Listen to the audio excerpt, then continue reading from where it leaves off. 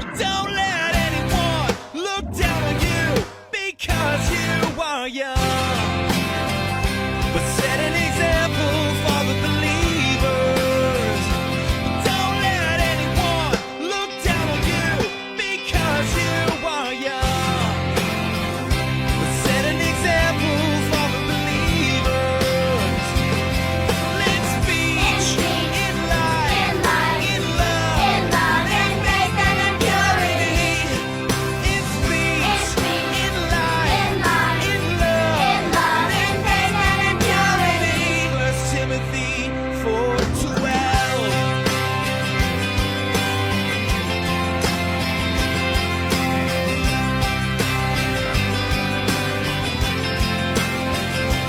Don't let anyone look down on you because you are young. But set an example for the believers. Don't let anyone look down on you because you are young. But set an example for the believers. Let's preach in light, in love, in faith and in purity. In speech, in light, in love, in faith and in purity. 1 Timothy 4:12. 1 Timothy 4:12. One more time. Say 1 Timothy 4:12.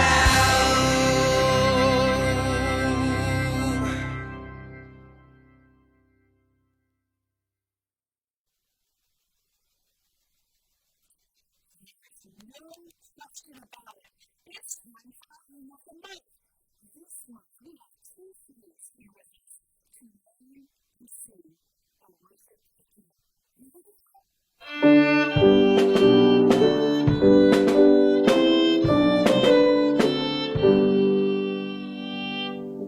Oh, worship the King, all glorious above.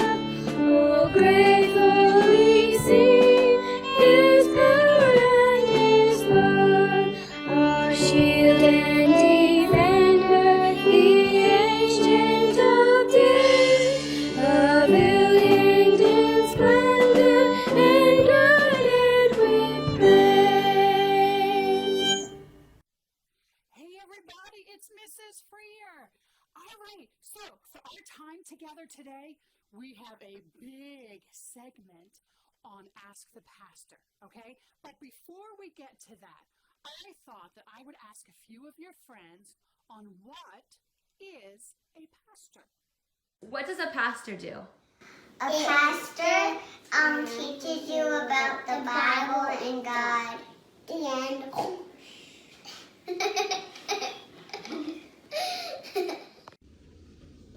A pastor preaches things about God. A pastor to me is like a prophet. Hey Joseph, what do you think a pastor is? I think pastors make funny jokes and then teach you about God. What do you think pastors do?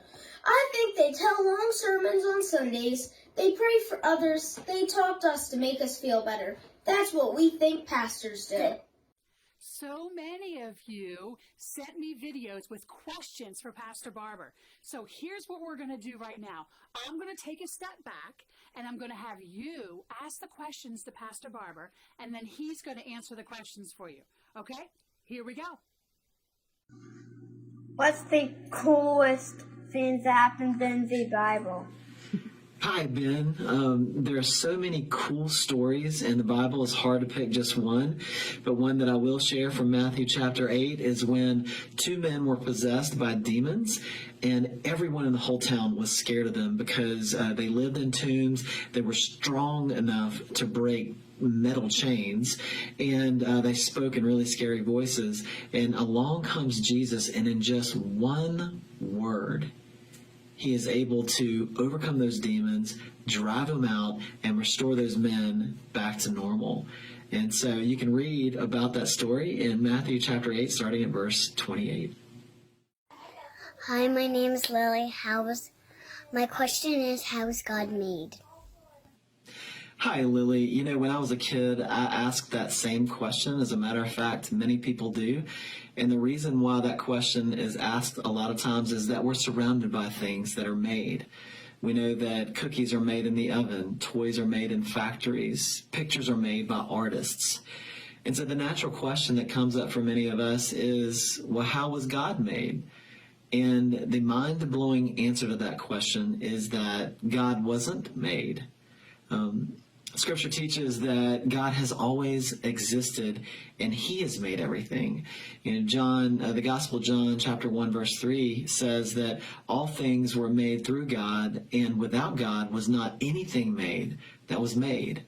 And so God has no beginning, he has no end, and he has made everything. What's your favorite book of the Bible? Hi, Ronan. My favorite book of the Bible is Genesis because it is full of stories of people who messed up very badly. But even though they messed up, God still loved them dearly, pursued them, and changed them into better people. Hi, Pastor Barber. Hope you have a good day. And what's your office about? Bye. You mean, what does your office look like? Yeah, I just said bye already. Zeb, this is a shot of my desk. Over here to the left, you see a portion of my library. In the middle, this is a seating area where I do counseling and if anybody stops by to visit. And right behind that is a view of the parking lot. How long have you been a pastor? Hi, Caitlin. I've been a pastor for almost 7 years. Do you like Marvel or DC?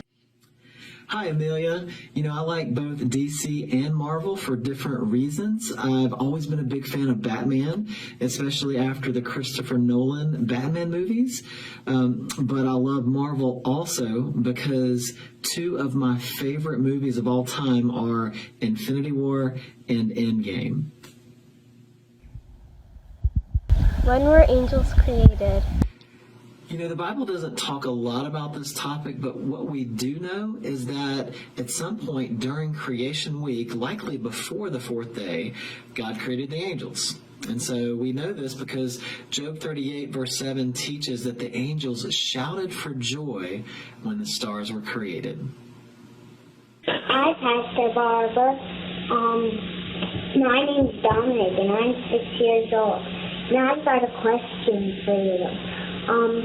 Was it hard to move to your new house during the coronavirus? Hi, Dominic. You know, one would think that it would be difficult to move into a new home during the season of coronavirus, but on the contrary, the welcome that we have received from the people of EP has been so warm. We've had people to bring meals to us, to come over and help us to move furniture. We've had people to send us thoughtful notes and gifts that made this transition a very pleasant one. So I have to say it has not been hard at all. Hi, Pastor Barber. My name's Hannah Houston. I'm 11 and I'm in 5th grade. And my question is, after Adam and Eve sinned, why didn't God, if he could have took out all the sin in the world, and why did he leave it? Hi, Hannah. That was a very deep question. Scripture teaches us that actually God started working on taking sin out of the world right after Adam and Eve fell in the garden. And in Scripture teaches also in other places that it would take God a very long time, thousands of years, to finish his work of taking sin out of the world. Now, it is a mystery why God did not choose just to eliminate sin right after Adam and Eve fell in the garden. As a matter of fact, I've heard some people ask, if God really cared about us, why wouldn't he just snap his fingers and eliminate sin right after Adam and Eve fell and save us all the trouble and the heartache and the pain and the wars and the death that would transpire after sin? And unfortunately, some answers to the questions that we have are just shrouded in mystery. But I will share with you something that was said to me many years ago that helped give me perspective on this topic. And it was this. A seminary professor asked me one time if there was another way for God to save his people rather than sending his son to suffer and die on the cross, don't you think that he would have chosen that other option? And what he meant by that question is that whatever God's reasons were for not eliminating sin right off the bat, right after Adam and Eve sinned in the garden, it certainly was not because he didn't love us. Hey, Pastor Barber, my name is Patrick, and I'd like to know what your favorite Bible story is. Mine is when Moses parts the Red Sea. Hi, Patrick. I have many favorite stories in the Bible, but probably my number one favorite is in Matthew 8 when Jesus healed the man with leprosy. So there was this man who had this disease called leprosy, and leprosy is a skin disease that it makes you smell really bad, it's painful, and it's very contagious. And so not only was he in pain from this disease, but also he was very sad and lonely because he was not allowed to get near anyone because everyone was afraid of catching that disease from him. And so if you can imagine, he had no friends. His family, his mom and dad, they could not get near him. And so it could have been years since the man's been touched or given a hug or any of those things. Well, just when no one was willing to even get near this man, Jesus went right up to him, touched him, and healed him, changing the course of his life. And so his skin was restored back to normal. He was restored back to his family and community, and the whole course of his life was changed just from that one touch from Jesus. Pastor Barber, what is your favorite football team? Hi, Zoe. I grew up in the Carolinas, and so since 1995, I've rooted for the Carolina Panthers as my professional football team. But I tell you, I'm a big fan of Doug Peterson and Carson Wentz, and I'm looking forward to rooting for the Philadelphia Eagles, but right behind my Carolina Panthers. Thank you all for turning in those questions and to Pastor Barber for answering those questions. What a great time. All right, it is a huge blessing and so special that we have a new pastor. So before we leave, I'd like to share a verse with you. Jeremiah 3:15. Okay, Jeremiah 3:15 says this, "And I will give you shepherds after my own heart, who will feed you with knowledge and understanding." Now, the picture you have in front of you has all of these sheep in it. So imagine that those are the members of the congregation. Those are all of us, all right? And our pastor is the shepherd. So the verse could say, "And I will give you pastors after my own heart, who will feed you with knowledge and understanding." How great is it that we have pastors who are teaching us and pointing us to God? So as we finish our time here today, all right, we are going to sing a song, and you can try even learning the hand motions to the song, Our God, all right? So we can point our time and focus our time on God, all right? Love you guys. See you later. Bye-bye.